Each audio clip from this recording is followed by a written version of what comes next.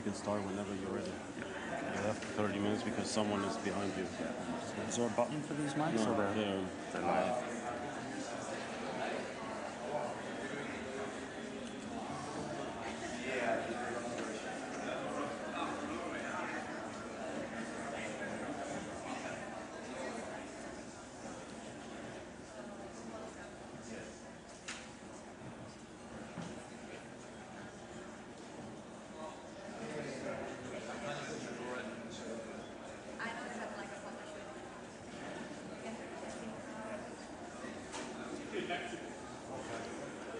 Okay, good morning, everybody. I think we're about ready to start. We have our full panel here. So welcome to this press conference on 1.5 aligned ambition in NDCs towards net zero. We have 7 speakers on the stage. I will go from next to me all the way to the end, and we will also speak in that order. So Wopke Hoekstra, who is the European Commissioner for Climate Action, Juan Carlos Monterrey Gomez from Panama, who is the Special Representative for Climate Change, Tore Sandvik from Norway, the Minister of Climate and Environment, Albert Rushdi from Switzerland, the Minister of Environment, Transport, Energy and Communications, Rachel Kite from the UK as the Special Envoy for Climate Change, Jose Luis Samaniego from Mexico, the Director General of the Mexican Institute for Ecology and Climate Change, and Catherine Stewart of Canada, who is the Ambassador for Climate Change. So as I said, we'll have introductory remarks from all of our participants here, and then we should have time for a couple of questions at the end. So I would invite Commissioner Hoekstra to kick us off. Thank you. Thank you, Tim, and ladies and gentlemen, a very good morning to all of you. Let me start by saying that I'm very pleased to be here alongside an important group of allies who talk to you about our ambition and talk to you about our commitments on climate mitigation. And the countries you see here on stage are all working hard and making commitments for ambitious future NDCs. We're a diverse group from literally all over the world. But we do share a common goal to deliver emission reductions that are consistent with the goals of the Paris Agreement, and that is at the very heart of it. The European Union and its member states, alongside the other countries present here today, are committing, or if you will, recommitting, to deliver NDCs that are truly and fully aligned with a 1.5 degrees pathway. Our NDCs will be consistent with the IPCC trajectories and with the call in last year's global stocktake for deep, rapid and sustained emission reductions. We will set a linear trajectory, or even steeper, towards our mid-century net zero targets, because that is what we need, that is what we should bring to the table to keep 1.5 alive, as we are saying so often. Today, we are all here to underline our commitment to delivery and our commitment to action.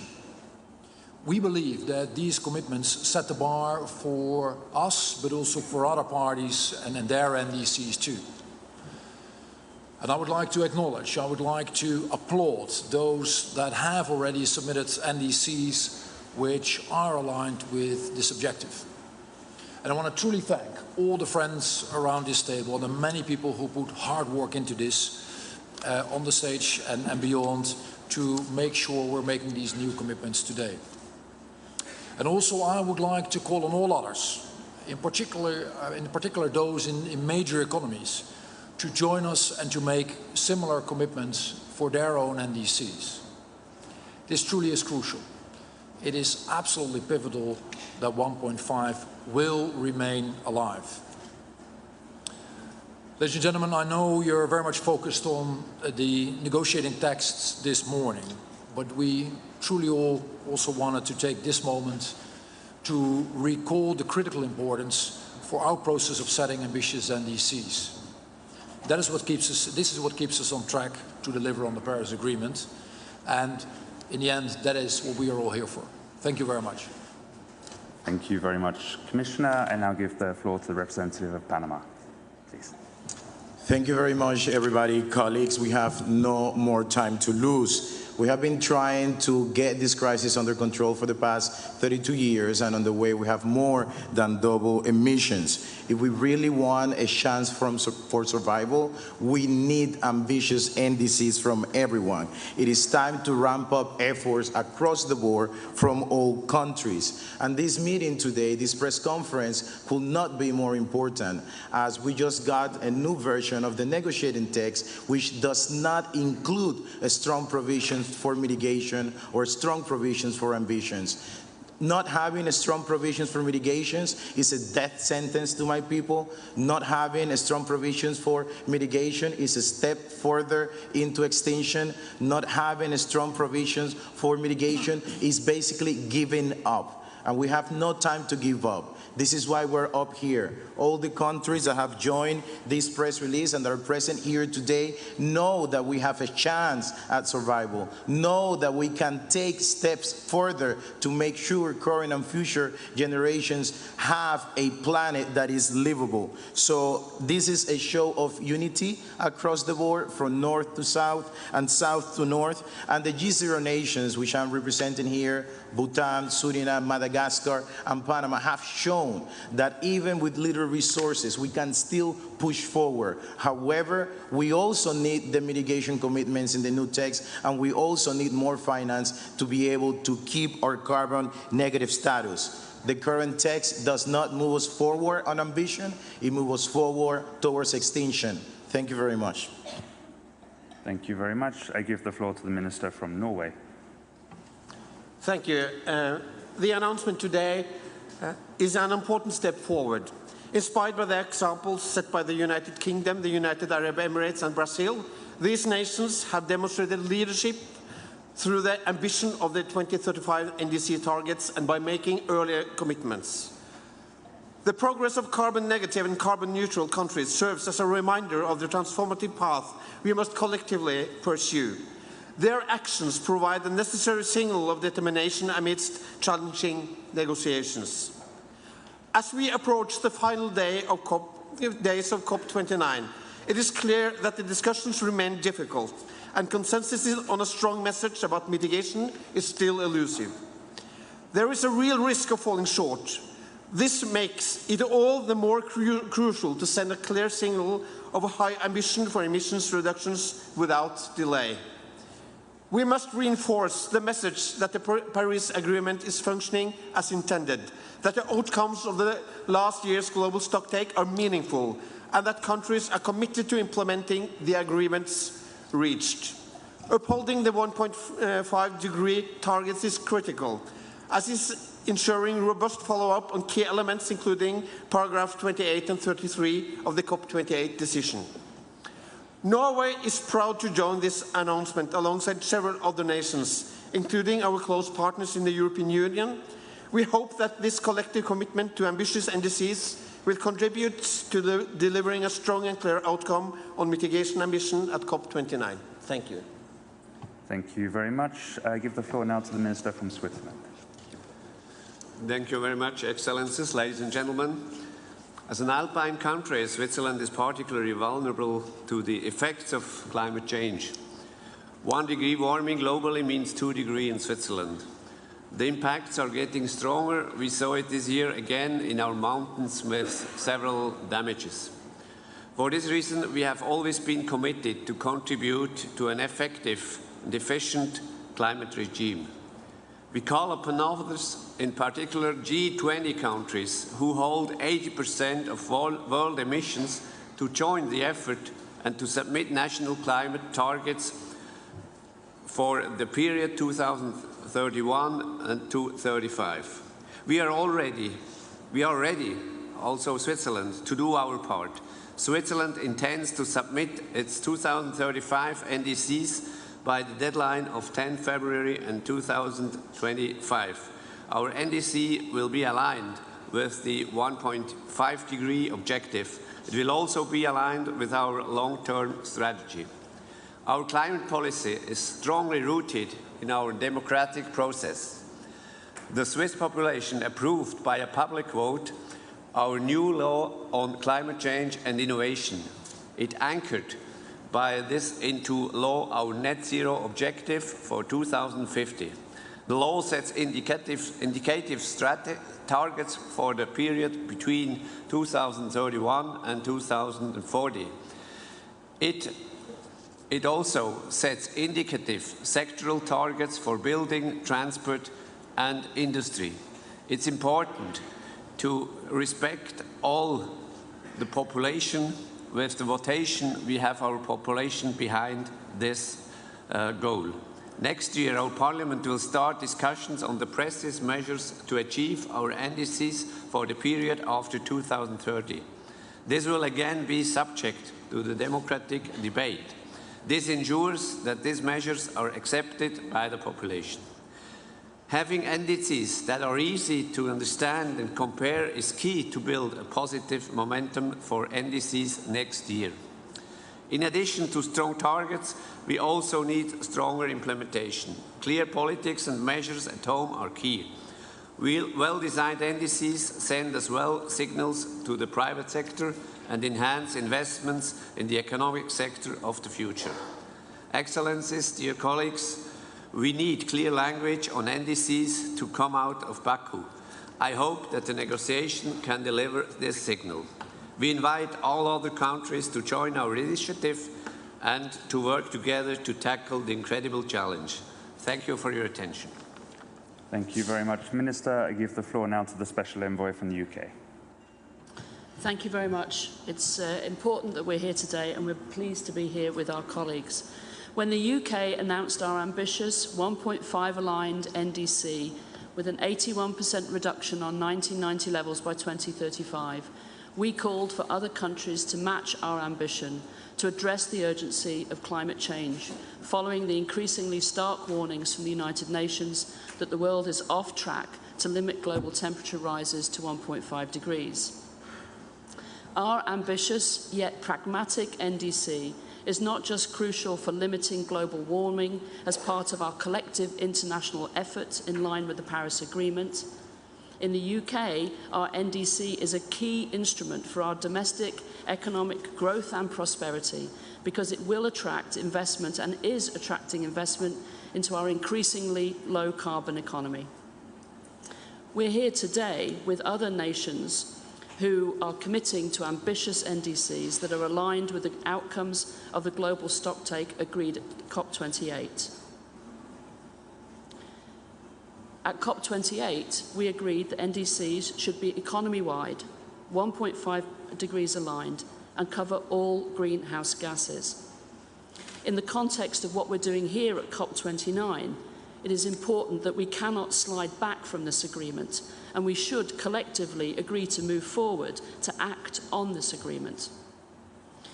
We hope that other countries, especially major economies, will respond to this call, and we welcome the indications from some countries that they are ready to do so in the coming days and months. But I think it's also important in concluding that I congratulate my Mexican colleague for their announcement of a net zero target by 2050, I believe. This is an extremely important statement by one of our leading economies in the world. Congratulations, Mexico. Thank you. Thank you very much. And I now give the floor to Mexico, to the Director General. Thank you very much for that congratulations. Dear colleagues, good morning. It's a great honor to join our voice today in this commitment, representing Mexico's new administration. And let me start by conveying the greetings of our President, Dr. Claudia Sheinbaum, and our Minister of Environment, Dr. Alicia Bárcena, who, by the way, truly send their greetings and following the proceedings of the COP very closely. The importance of these leadership cannot be understated.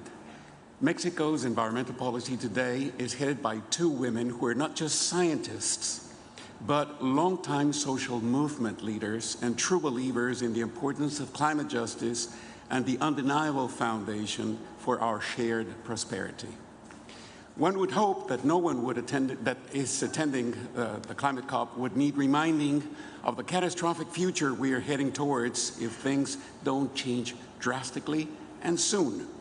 This is unfortunately not the case. Beyond the COP spotlight, we are also seeing very concerning political messages signaling setbacks in climate leadership across the world. So in this context, this message is even more important. Sending this message this morning, keeping 1.5 degrees within reach is still possible, and it will require a degree of political will and an important mobilization of efforts and resources to be able to achieve it. We want to be very clear on this point. Mexico will be updating its NDC next year and increase its ambition. We're also planning to move towards a more credible target, more clear one, potentially one that is expressed in absolute economy-wide reduction targets that translate into specific carbon budgets per sector, allowing for much greater accountability on compliance. Though this administration is somewhat new, we are already running the numbers and having the necessary conversations to engage in a robust trajectory to net zero by 2050 that we will include in our long-term planning. We don't think this will be easy, but we have never had a stronger political mandate to do so. We also know that the commitments are worthless without complementary actions to effectively deliver on them. In her 100 steps for the Mexican government, President Sheinbaum has laid out a plan unequivocally that follows certain steps. We are ramping up renewables. We are investing in energy efficiency.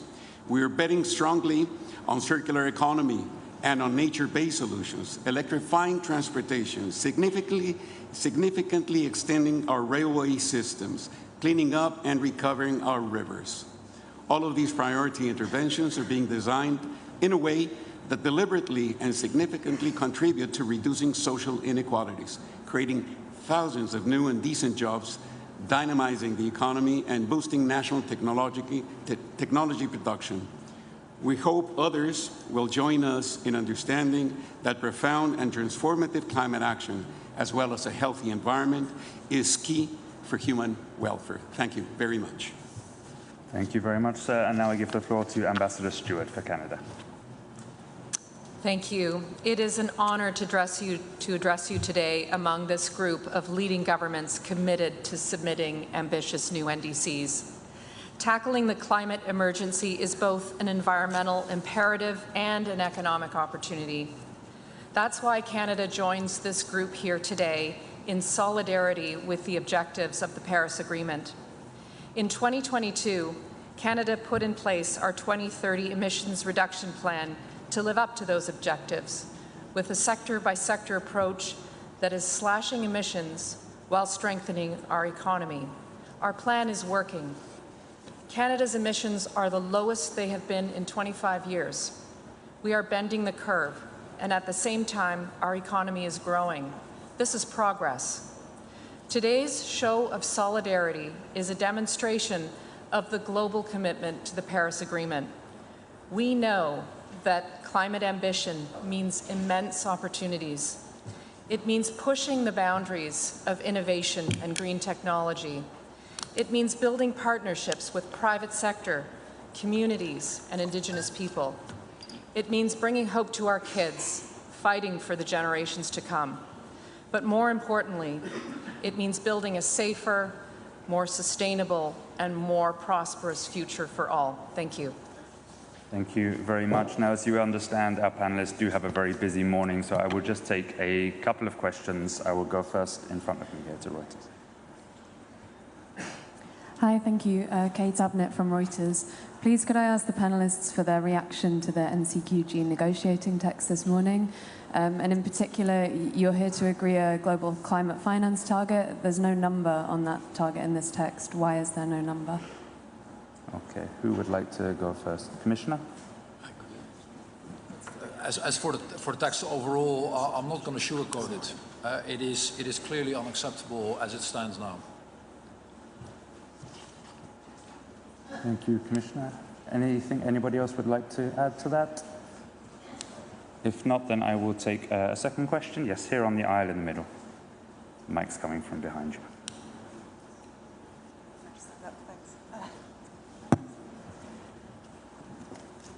Thanks, Sia Weiser from Politico. I've got just one item for clarification and a question. The clarification is, can you tell me which countries or how many countries exactly are part of this initiative? Because there was also a mention of Georgia in the press release, I believe. And my question is, my understanding is that the United States was going to be part of this initiative, but now is not. Could you tell me what happened there? Thank you. So who would like to? Commissioner, yeah? Unless somebody else wants to? Okay. Thanks. Let me reiterate that we're truly delighted to have this group of initiators, this group of countries, who are part of the posse to make this happen. There is a larger group of countries, in our view, openly looking into joining this. And I don't think it is helpful to now speculate who will, who and with what speed will join our group. But I think it is really encouraging that many of them are openly looking into joining our ambition. Having said that, we would really plea, particularly to the largest economies and to those emitting the most, to do something that is similar to what we are doing.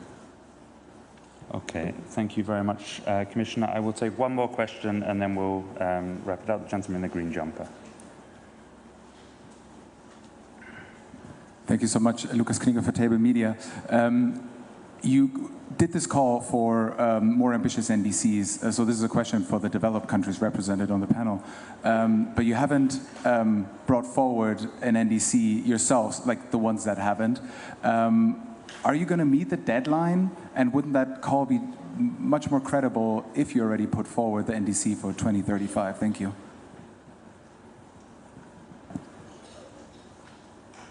I think, Canada and Panama that would like to respond. Canada first.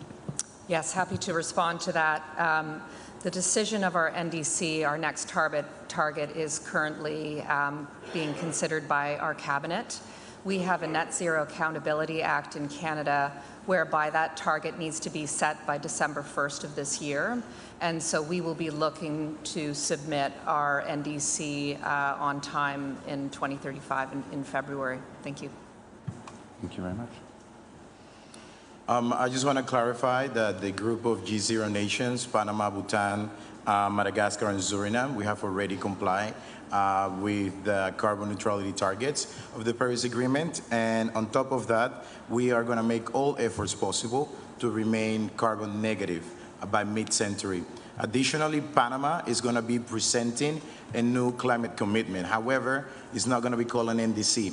What we're doing is that we're bringing together our climate, biodiversity, and the certification commitments into just one document that we're going to call the Nature Pledge. And we're going to be submitting our Nature Pledge to all the 3 Rio Conventions by late January. And we're doing this because it is time to streamline processes in order to get to real action. We believe that back in 1992, when we fragmented nature in different pieces, we made a huge mistake, because that international fragmentation led to domestic fragmentation in policy. So what we're doing is bringing it all together into just one pledge, one single financial mechanism, so that we can get to our targets on time. Thank you very much. And let me thank again all of our speakers for their time this morning, and also thank to all of you for making the time to be here. Thank you. So when were you at CEC? What years was that? Between 94 and 2000. Okay. At the beginning. Okay, so my mother was environment minister in the late 90s, Christine Stewart. Ah, you might remember her. Yeah. Yeah, that was my mom. Yeah. Yeah, Yeah, she's it's a small world. from